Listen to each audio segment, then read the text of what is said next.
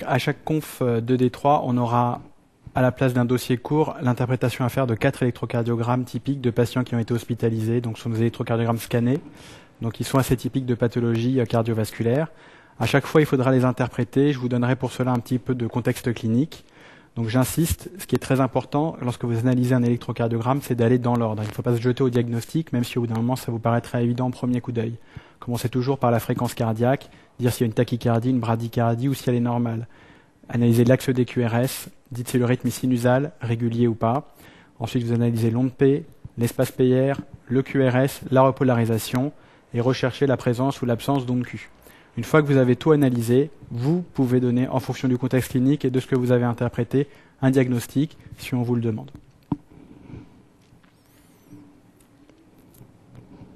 Donc on va maintenant interpréter les 4 électrocardiogrammes. À chaque fois, vous aurez une durée de 5 à 10 minutes pour l'interprétation. Premier tracé, le contexte clinique. Un patient âgé de 80 ans porteur d'une sténose aortique serrée. Donc l'électrocardiogramme réalisé au repos. Donc l'interprétation. D'abord dire si le rythme est sinusal ou pas. Devant tous les QRS, vous voyez la présence d'une onde P. Il n'y a jamais d'onde P non suivie d'un QRS. Donc il s'agit bien d'un rythme sinusal, d'autant que les ondes P sont très visibles en D2. Ensuite, dire si le rythme est régulier, ce qui est manifestement le cas. Il y a une fréquence cardiaque qui est fixe. La fréquence, lorsqu'on n'a pas de réglette ECG, on peut s'aider de la graduation qui est ici bien visible. 300, 150, 100, 75 par minute. Donc un rythme sinusal régulier à 75 par minute. Ensuite, l'axe des QRS. Il faut regarder la positivité des QRS en D1. Ici, elle est légèrement positive. Et en AVF, également légèrement positive. Donc un axe a priori normal. Ensuite, l'analyse de l'onde P. Rechercher une hypertrophie auriculaire.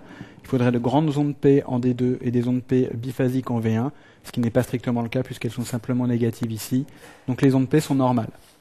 On continue l'interprétation par l'analyse de l'espace PR, la conduction auriculo-ventriculaire, bien visible par exemple ici. L'onde P est quasiment suivie d'un QRS avec un espace PR normal entre 0,12 et 0,20 secondes. Il n'y a pas de bloc auriculo-ventriculaire du premier degré. Ensuite, la largeur des QRS. Les QRS ont une largeur anormale, ce qui est très visible en V1 et en V2.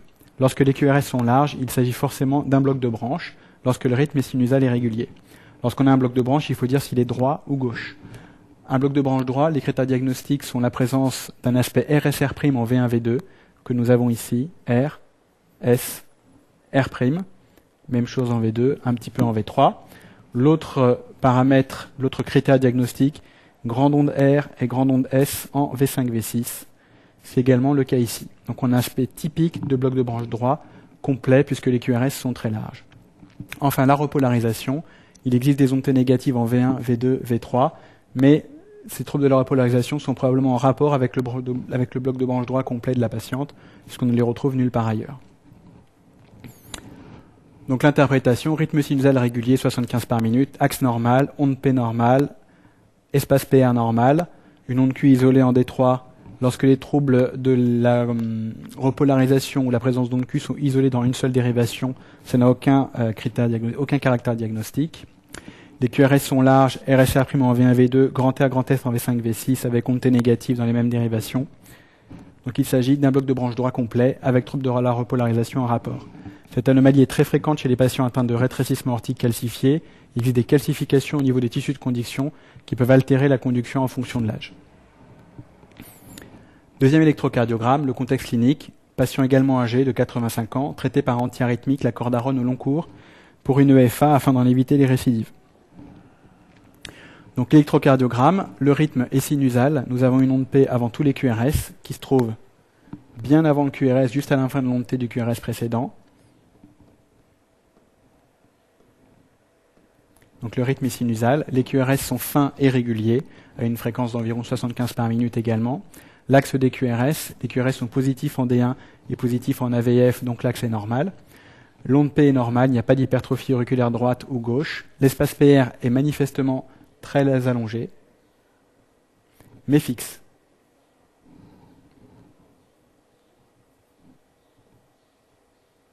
Donc il s'agit d'un bloc auriculo-ventriculaire du premier degré.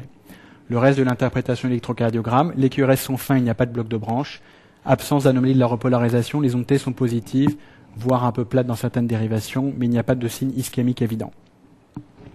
Donc un rythme sinusal régulier, axe normal, onde P normale, le PR très augmenté, pas d'onde Q, QRS fin et pas de trouble de la repolarisation. Bloc auriculo-ventriculaire du premier degré. Troisième électrocardiogramme, le contexte, un patient jeune se plaignant de palpitations à début et fin brusque, un électrocardiogramme en dehors de tout contexte de palpitation. Donc le rythme, dire s'il est sinusal, une onde P devant tous les QRS, jamais d'onde P sans QRS après et jamais de QRS non précédé d'une onde P. Donc il s'agit bien d'un rythme sinusal. Il est également régulier, la fréquence, 300, 150, 100, 75, un peu moins, 70 par minute environ. Ensuite l'axe, les QRS sont très positifs en D1 et sont très négatifs en AVF. Il s'agit donc d'un axe dévié à gauche. Donc lorsqu'on a un axe dévié à gauche, il faut rechercher soit une hypertrophie ventriculaire gauche, soit un bloc de branche gauche qui peut expliquer cette déviation axiale. Donc y a-t-il une hypertrophie ventriculaire gauche? SV1 un petit peu, RV5 élevé, il peut y avoir une hypertrophie ventriculaire gauche. Est-ce que les QRS sont larges à gauche? Un petit peu aussi. Donc on ne peut pas parler de demi-bloc antérieur gauche, mais plutôt de déviation axiale gauche. Ensuite, les ondes P sont normales, il n'y a pas d'hypertrophie auriculaire droite ou gauche. L'espace PR, il paraît court, surtout en D1 et en D2. Il est quasiment virtuel, l'onde P est quasiment dans le QRS. Autre anomalie, on note un empattement de la branche ascendante de l'onde R qui forme un delta. Ensuite, l'analyse des QRS, ils sont larges avec un aspect compatible avec un bloc de branche gauche, aspect grand R quasiment exclusif en V5, V6 et une onde Q en V1, V2. Enfin, la repolarisation, des anomalies de la repolarisation qui sont peu spécifiques avec une onde T négative en D3 et une onde T négative en AVF. Chez un patient se plaignant de palpitations à début et fin brusque, la présence d'un PR court, d'une onde delta et de QRS large doit faire évoquer le diagnostic de Wolff-Parkinson-White. On reprend les éléments de la réponse. Donc un rythme sinusal irrégulier, axe gauche, PR raccourci, présence d'une onde delta avec des QRS larges. Tous les éléments du diagnostic de syndrome de Wolff-Parkinson-White sont là. Alors le Wolff-Parkinson-White, un grand nombre de patients de la population générale ont des voies accessoires qui se manifestent à l'électrocardiogramme par un tracé comme celui-là, qui normalement ne conduisent pas l'influx nerveux, mais au décours de certains épisodes, ils peuvent conduire l'influx nerveux, surtout lorsqu'il y a des tachycardies importantes et donner des arythmies supraventriculaires très très sévères. Ces voies accessoires, qu'on peut appeler également faisceau de Kane, sont accessibles à une ablation par radiofréquence par exemple. Dernier électrocardiogramme, le contexte, un patient âgé de 55 ans, il y a une insuffisance rénale chronique. Contexte de canicule, donc possiblement de grande déshydratation, qui consulte aux urgences pour une fatigue. Alors, il est déjà difficile de dire si le rythme est sinusal. On devine des ondes P ici, a priori devant chaque QRS, et chaque QRS étant précédé d'ondes P. On les voit moins bien dans les autres dérivations, mais a priori le rythme est sinusal. Il est également régulier. La fréquence est de 300, 150, 100, environ 80 par minute, donc une tachycardie sinusale. Ensuite, la morphologie des ondes P, on ne peut pas assez bien analyser pour dire quoi que ce soit, mais a priori elles sont normales. Ensuite, l'axe des QRS. Les QRS sont plutôt négatifs en D1 et plutôt négatifs en AVF, donc un axe très dévié à droite, un axe hyper droit. L'espace PR, lorsqu'on peut le mesurer, est normal. Les QRS sont larges, sans vraiment d'aspect typique ni de bloc de branche droit ni de bloc de branche gauche. Enfin, l'analyse de la repolarisation. On note des ondes T géantes, quasiment dans tout le précordium, pointues, symétriques, très très anormales, et qui, dans ce contexte d'insuffisance rénale avec déshydratation, doit faire évoquer en premier lieu une hyperkaliémie.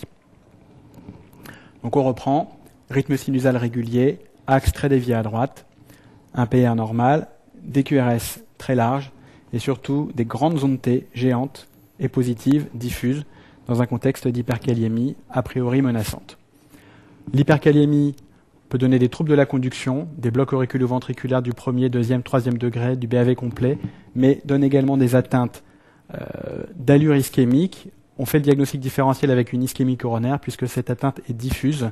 Lorsque vous avez une anomalie diffuse, donc non systématisée, sans miroir par exemple, ça évoque plus quelque chose de métabolique, quelque chose de médicamenteux que quelque chose d'ischémique.